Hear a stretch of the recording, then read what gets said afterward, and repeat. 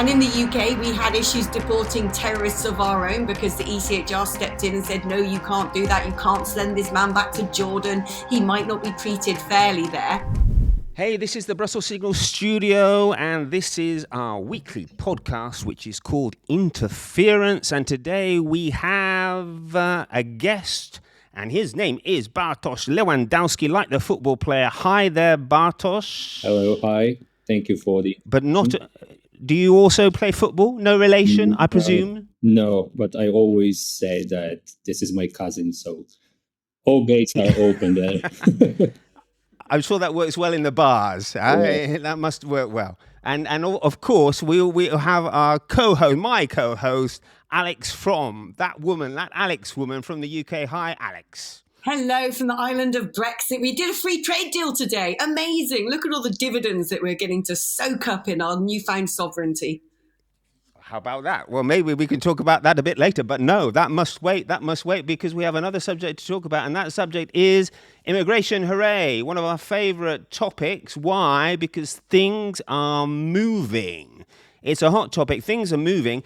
And there is something of a clampdown going on. I think that's fair to say. There are lots of governments talking, at least, about reducing immigration for a number of different reasons. And how are you going to do it? Are you going to process these applicants here, these applicants there? What are you going to do? And one of the obstacles, that's fair to say, to a clampdown is the European Court of Human Rights. Okay, now the European Court of Human Rights is not a European Union institution, but nevertheless has traditionally been seen as the gateway, let's say, to the EU, in that you have to go via this court before you join the EU. And, well, if you're a member, if you abide by the court's rulings, there are certain things you can't do, like send back illegals who are terrorists. I mean, I don't know if my summary is fair, Bartosz, but is that a fair summary?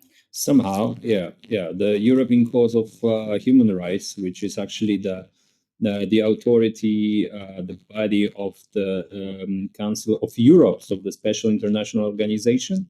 The European Court of Human Rights in Strasbourg gave lots of judgments concerning the immigration and the deportation of the people who were sentenced even in the European countries for the terrorism or for the criminal charges. So, we have very huge amount of the judgments of the court in Strasbourg, which are, let's say, not very well and not very well accepted by the many governments in Europe. In May this year, 9 representatives of the European countries sent an official letter to the European Court of Human Rights, to the president of this court, to change the whole judgments concerning the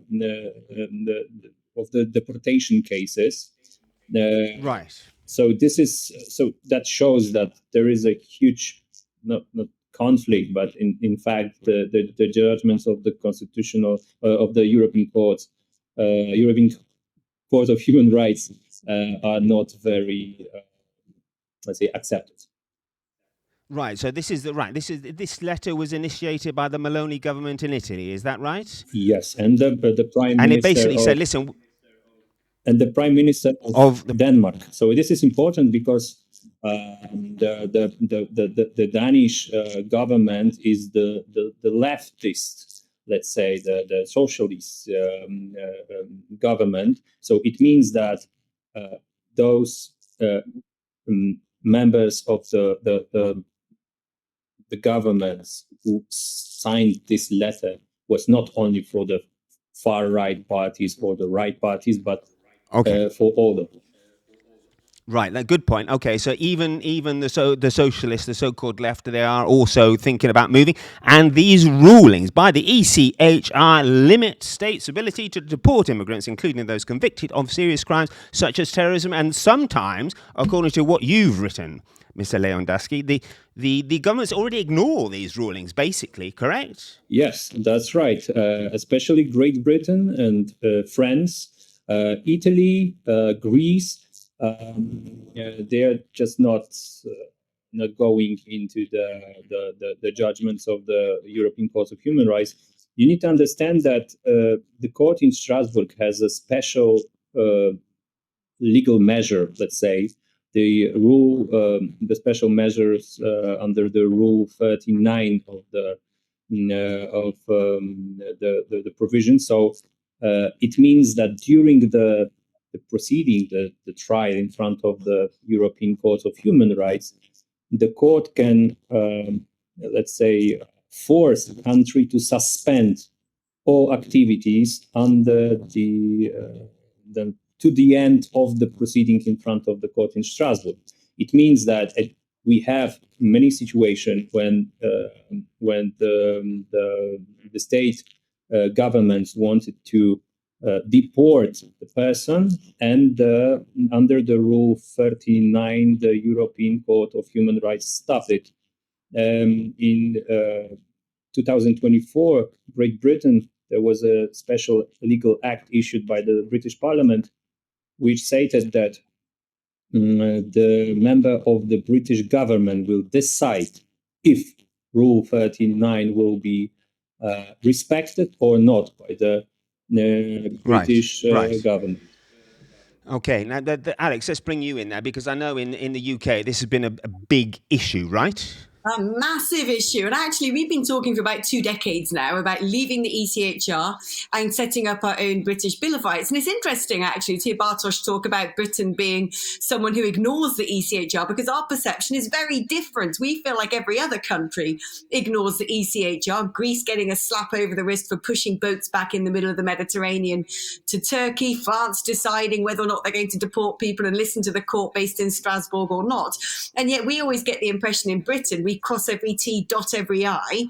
And if the ECHR says no, we then say no. But it's not just the ECHR itself. What a lot of national governments did as a result of the ECHR is then create human rights legislation that they put into their own statutes that then our own high court judges use as well. And so in order essentially to unpick what started off as something intentionally very good, treat humans nicely, don't stick kids up chimneys, don't murder, all human life is equal, has increasingly become almost a sort of deity in its own right, and tends to protect people who are the perpetrators and the assailants so much more than the victims. And in the UK, we had issues deporting terrorists of our own because the ECHR stepped in and said, no, you can't do that. You can't send this man back to Jordan. He might not be treated fairly there. And this has now expanded into a situation where every single wrong-un, every single person who we as a country should be able to block from coming here or be able to deport because they're a threat to our national security, is now able to use various manifestations of the ECHR and all the various tentacles of legislation that have spurned from it in order to defy the will of the state and therefore the British people. And so this has become a huge debating point as we suffer from multiple boats crossing over the channel on a daily basis. We're one of the only countries in Europe, it seems to me, that when we have people breaking into our country illegally, who knows who they are, what their intentions are, who even knows where they come from because they throw their documents into the English Channel. What we now have is a situation where we're putting these people up in 4-star hotels, giving them pocket money, giving them smartphones, giving them full board food to eat, even activities to take part in, yoga classes, you name it, they seem to get it, while the British people themselves are really struggling. And we've seen a huge outbreak of crime committed by asylum seekers in hotels. 1 in 100 have been up in front of magistrates, and that is where charges have actually been brought against them. And so if you look at the records of now way over 100,000 people coming in illegally into the UK per year, that we know of, those are the people coming across on boats that are caught and intercepted, and therefore those people are documented. That stands for a huge amount of crimes being perpetrated by people, particularly crimes of a sexual nature. So as things get very hot under the collar in Britain, as people are protesting outside of migrant hotels, as we feel we're living in a tinderbox that's about to go up at any moment moment in time, the next time there's an incident or a crime or an atrocity committed, governments are grappling with how they now unpick the Gordian knot of legislation that seems to stymie any ability for the state to defend itself. Okay, so Alex, is the solution then to pull out of the ECHR or some of its provisions? Is that going to make a difference? I think so, because, we're talking about other countries being able to disapply things or ignore things or contravene certain rulings of the ECHR. And as that becomes more and more frequent in other countries, and the calls to do that are raining down on the United Kingdom, you kind of think, what's the point in having a court if you're arguing over ways to try and ignore it or prevent its rulings having any sort of effect? I think it was a well-intentioned piece of apparatus. The British were actually part of formulating the ECHR, but it's very clear now as certain issues affect all of Europe simultaneously, such as the mass migratory flows breaking into the continent and demanding special provisions, that the whole thing needs to be rethinked. But unfortunately, as is often the way with legal systems and especially lawyers, they're very intransigent. They don't like the idea of being told they can't make rulings, that they don't have independence, that actually a government is able to overrule the judiciary. And so we've reached a situation now where it's almost a stalemate. Nobody seems to be benefiting apart from a load of lawyers who make a lot of money every single time this argument arises, which at the moment seems to be on a multiple time daily basis. Well, there you go, Bartosz. That's you. Lawyers making a load of money from this immigration issue. But is a question for you, though. Is this ECHR, is it on the way out? Is it fair to say that it's an old institution which has served its purpose and is no longer fit for purpose in the modern age? Could you repeat? Sorry, because I have some problems with my phones. Yeah, I'm asking if the European Court of Human Rights is basically too old-fashioned for today's European society. I think that we have the crisis of the European identity and the immigration crisis in Europe. As a Polish person, we have quite very similar problem. I remember 2021, just before the war in Ukraine started. The Russia Federation and the Belarus started to pushing immigrants by our eastern border. And I remember the very famous case in Usnarz when people were like, our soldiers did not like let them go to our country. And there was a special lawyers, activists, let's say, who started the cases in front of the European Court of Human Rights. Of course, the European Court of Human Rights decided to issue the special rule, Article 39, and obligated our government to make some things. So it was, in my opinion, we have the special situation right now. We have like the invasion of people from another culture. We have the immigration crisis, and people are in many European countries are very, let's say, they think that it is very bad. So they can't understand the rules of the European Court of Human Rights that they're not acceptable in our society. So probably, and my thesis in my article is that probably more and more countries will decide to suspend the European Convention of Human Rights. Some of them will probably decide to reject it, to go out from the Council of Europe. But this is because of the judgments of the European Court of Human Rights.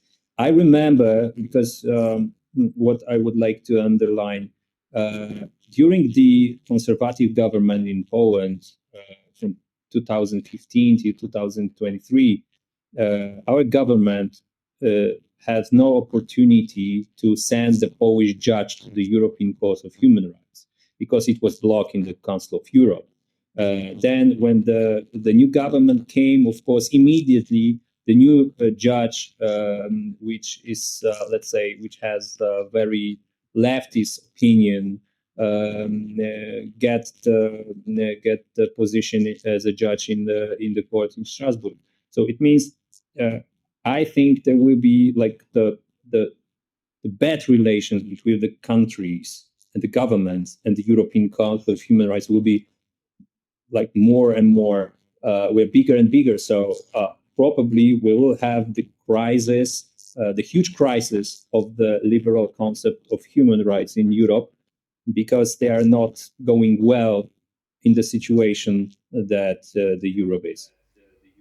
Okay, Alex, I'm trying to think. I'm trying to play devil's advocate here. I mean, it looks as if attitudes are changing, but I guess the principle of asylum was set up to protect people fleeing political persecution. I mean, the UK has a long history of welcoming people who have been persecuted. Is that the end of this welcoming policy? We don't want any more foreigners. Is this a xenophobic growth of xenophobia across Europe? Is it? Well, listen, the point is this, the minute you create a supranational organization, it prevents a government doing something in its national interest. And we need to learn to trust ourselves a bit more in Europe. It's a long time since the Second World War, and we find ourselves constantly self-flagellating as if without this supranational court, we're going to start doing terrible things and committing mass atrocities against one another, which I don't think is going to take place.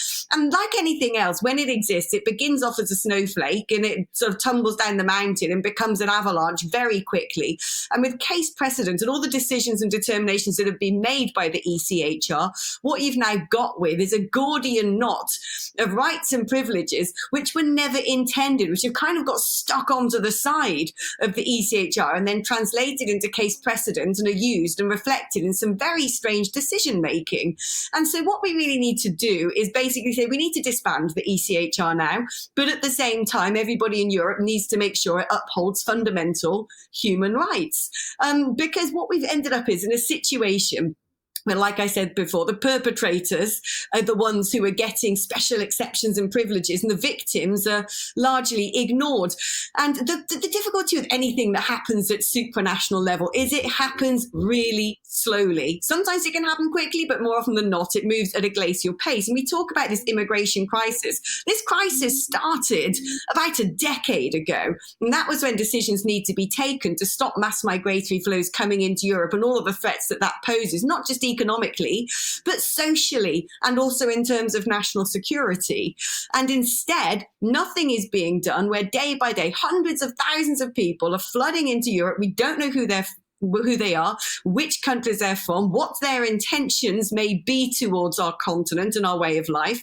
And yet it seems our hands are tied to do anything about it. But this huge demographic change is largely irreversible. So every day we waste in trying to figure out how to outmaneuver the ECHR rather than just getting rid of it. We're making massive cultural changes to our various countries that actually, to be rectified in the future, are going to take the sort of stringent policies that nobody in Europe would ever think they would have to consider.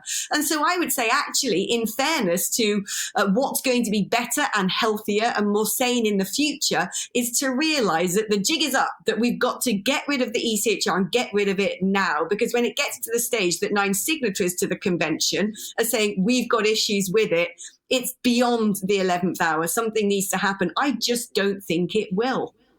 Okay, and Bartosz, obviously you mentioned Poland there. I mean, with certain types of immigration are not opposed at all. Poland has taken on millions of immigrants from Ukraine, right? But so I think it seems to me that the argument behind lots of these people who are targeting the European Court is that they want their own policy, and their own policy will be, okay, we'll take people from there, but we won't take people who they consider to be cultural misfits. Is that? Am I right, Bartosz? Yeah, actually, Polish people has an open hands and help 4 million of Ukrainian refugees. But in fact, we don't want to accept the situation when many people from the very different cultures, very different religions, going through the forest illegally on the territory of Poland and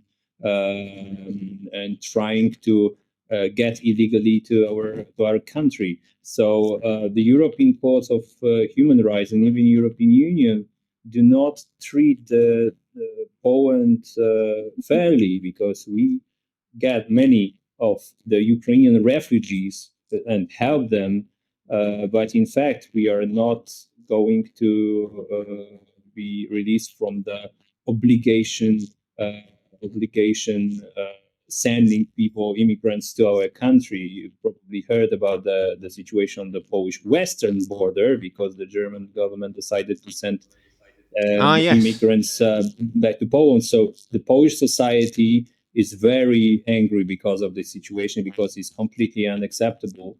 And next year, the European Union acts will be binding and going into the force.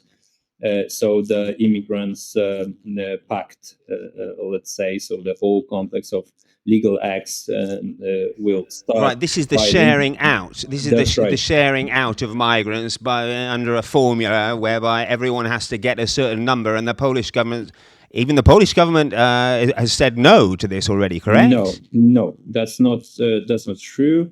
Unfortunately, in December 2024, so just a few days after Donald Tusk became the prime minister, he decided to accept this rule. So the former government, the conservative government, refused to sign this and to accept. But just a few days after the government changed, the prime minister, which is, let's say, the very familiar to the Brussels elites, he decided to accept it. So now we have a huge debate in our country because German officers just come to our country, open the doors in the cars and push the immigrants to Poland. So this is the huge debate about the immigration. And many specialists claim that will be the end of the Prime Minister Tusk government, because the immigration issue is very important for Polish people. Right, and there have been protests in several cities in recent days, right? Yes, about these pushbacks. Yes, that's right. So we have like 2 or 3 conservative parties in Poland. So all of politicians on the right side decided to go and to protest against, with the associations and the just normal people who wanted to support this protests in. I tell you what, Alex, with the pushbacks and the breakdown of the Schengen Agreement, have you been following this? Essentially now, for whatever reason, security, terrorism, immigration, or what have you, Europe is heading back to the state it was in when we were growing up, in the sense that you get more and more borders going. Have you been following this, Alex? Yeah, and actually I fully support it. Of course, the UK never signed up to the Schengen Acquis because we rightfully think that having your borders completely open is a bit crazy. If you don't know who's coming in and out of your country, how can you make decisions on an economic basis? How can you determine what needs to be done on a security basis? And so I actually fully endorse the idea that there should be border checks. Yes, it might be an inconvenience if you want to drive from A to B, but in a modern world with lots of modern technology, it shouldn't be too difficult to get around that. And so I actually think it's now up to European states to realise that managing their borders is the best way to tackle the mass immigration flows going through various countries. And you can understand why certain countries want there to be a sharing out of the crisis, because countries on the front line, like Greece, like Italy, have really been hit hard by this. But due to Schengen, what's happened is there's been a lag time, but a lot of these people have swept through the continent anyway, are amassing in Calais, because their end point for a lot of these people is wanting to come to Great Britain. But, you know, we're being very gentle and tiptoeing around what the real crisis is here. And Bartosz is absolutely right when he talks about the fact that when Poland took on a load of Ukrainian refugees, they were largely genuine refugees, i.e. women and children, the most vulnerable in society, because men of fighting age, in theory, were automatically conscripted. Then to Polish society, they're sort of looking after their neighbours. They're putting their arm around their cousins, people who have Christian values, people who have a similar culture, people who might understand the language and be able to contribute to society. The big issue that Europe is facing with the current migratory flows, when we talk about people from other religions and other cultures, it's specifically one religion. and specifically one culture. And what we're finding with the ECHR is the sort of age-old battle between Islam and Christendom resurfacing, and yet we kind of feel like we're a bit too wimpy not talking about that. And certainly where we have in Britain, I think it's the case for most other European countries, so many of these undocumented male migrants and men of a fighting age, these aren't the Yazidi Christian girls fleeing Syria because they're going to be enslaved and raped back at home. These could well be the very men who do the enslaving and the raping. And when we look at our specific crime statistics by nationality, which other countries have also published, which reflect what we find in the United Kingdom, there is a disproportionate overrepresentation of men from North Africa and Middle East committing sexual offences against women, and in particular, girls. And any nation cannot tolerate for a long period of time marauding men coming in from other parts of the world and attacking their daughters. It is not acceptable. And this is why it's become such an inflamed tinderbox situation. This is now at the heart of it all. It isn't just about the economics. It is about protection of families and communities. And this is why if something isn't done quickly, we're seeing lots of protests now bubbling up in the United Kingdom. We had riots last year. We're seeing similar situations breaking out across Europe. This is now becoming dangerous, extremely dangerous to the point of mass civil disobedience, to the point of a contagious social unrest across all of Europe, which will be a devastation to all of our individual countries if we don't deal with this matter. And let's not make any pretense about this. Some of the immigration lawyers who are dealing with the applications and the appeals of some of these undocumented men, I believe, are working hand in hand with some of the evil people traffickers behind these migratory flows. It is critical now. This is about national security. This is about protecting our culture. It's about protecting our freedoms and our democracies, because the countries we're talking about don't share those values. They never will.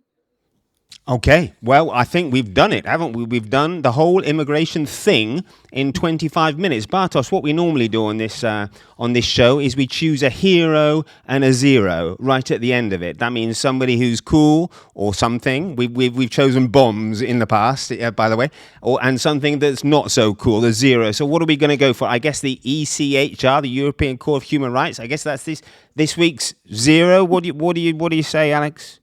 Yeah, I would say the zero is definitely the ECHR. And after reading Bartosz's incredible analysis of the situation, the brilliant article, he's going to be my hero. Oh, there you go, Bartosz. That's the first time you are honoured. The first time the guest has been this week's hero. And, well, we can only recommend our viewers to read what you have posted online. Okay, that's great. Thanks, Bartosz, for joining us. Thanks again, Alex. Thank you for watching. Next time, come back. Thank you.